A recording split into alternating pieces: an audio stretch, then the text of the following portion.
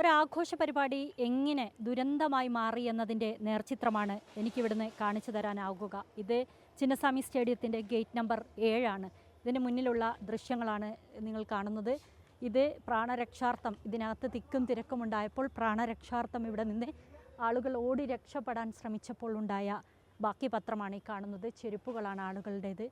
ഇതിന് അകത്ത് ഈ പുറത്ത് ചിന്നസ്വാമി സ്റ്റേഡിയത്തിൽ എപ്പോഴെങ്കിലും എൻട്രി കിട്ടുമെന്ന് പ്രതീക്ഷിച്ച് പുറത്ത് കാത്തുകെട്ടി നിന്ന, അല്ലെങ്കിൽ ടീം അംഗങ്ങൾ വരുമ്പോൾ കാണാൻ വേണ്ടി കാത്തുകെട്ടി നിന്ന ആളുകളായിരുന്നു ഇവിടെ. അവർക്കിടയിലേക്കാണ് വലിയ രീതിയിൽ ലാത്തി ചാർജ് ഉണ്ടായത്. അപ്പോഴാണ് അവർ കുതറി ഓടിയത്. പലരും വീഴുകയും അവർക്ക് ശ്വാസതടസ്സം അനുഭവപ്പെടുകയും ചെയ്തു. വീണ് കിടക്കുന്നവരുടെ മുകളിലൂടെ വീണ്ടും ആളുകൾ കയറി ഇറങ്ങിപ്പോയപ്പോഴാണ് പലർക്കും ജീവൻ നഷ്ടമായ സാഹചര്യം ഉണ്ടായത്. ഇത് അപ്പർ ലോവർ ഭാഗത്തേക്കുള്ള ഗേറ്റാണ്, ഈ ഗേറ്റ് നമ്പർ 7 എന്ന് പറയുന്നത്.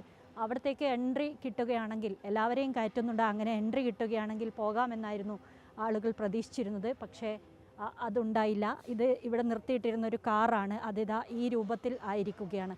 ഇങ്ങനെ വലിയ രീതിയിൽ തിക്കും തിരക്കും അനുഭവപ്പെട്ടു. ഇവിടെ നിന്നാണ് പല ആളുകളെയും വലിച്ച് പുറത്തെടുത്ത് ആളുകൾ ആശുപത്രിയിലേക്ക് ഓടിപ്പോയത്. ഇവിടെ നിന്നാണ് ആളുകളെ പലരെയും രക്ഷിക്കാനും സാധിച്ചിട്ടുണ്ട്. പലർക്കും പ്രഥമ ശുശ്രൂഷ നൽകി അവരെ ജീവിതത്തിലേക്ക് തിരിച്ചു കൊണ്ടുവരാനും സാധിച്ചിട്ടുണ്ട്.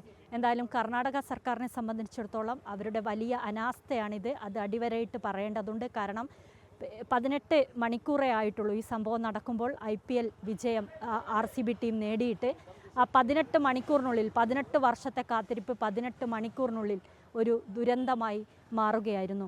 4 മണി സമയത്താണ് ചിന്നസ്വാമി സ്റ്റേഡിയത്തിൽ ഈ സംഭവങ്ങളൊക്കെ നടക്കുന്നത്. ആ സമയം വിധാൻ സൗദയിൽ സർക്കാരിൻ്റെ സ്വീകരണ പരിപാടിയിൽ പങ്കെടുക്കുകയായിരുന്നു വിരാട് കോഹ്ലിയും ടീമും.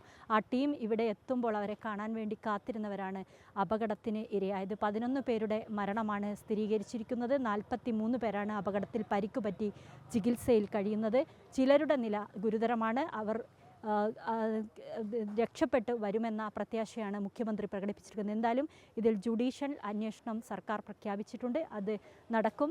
കർണാടക ക്രിക്കറ്റ് അസോസിയേഷനാണ് ചിന്നസ്വാമി സ്റ്റേഡിയത്തിൽ പരിപാടി സംഘടിപ്പിച്ചത്. എന്തായാലും കൃത്യമായ അന്വേഷണം നടക്കും. കർണാടക സർക്കാരിനെതിരെയാണ് എല്ലാവരും വിരൽ ചൂണ്ടുന്നത്. ഇത്രയും വലിയ ആൾക്കൂട്ടം സംഘടിക്കുമ്പോൾ സ്വീകരിക്കേണ്ട മുൻകരുതൽ നടപടികളൊന്നും തന്നെ സർക്കാരിൻ്റെ ഭാഗത്തു നിന്നുണ്ടായിട്ടില്ല. പ്രതിപക്ഷമായ BJPയും സർക്കാരിനെതിരെ രംഗത്ത് വന്നിട്ടുണ്ട്.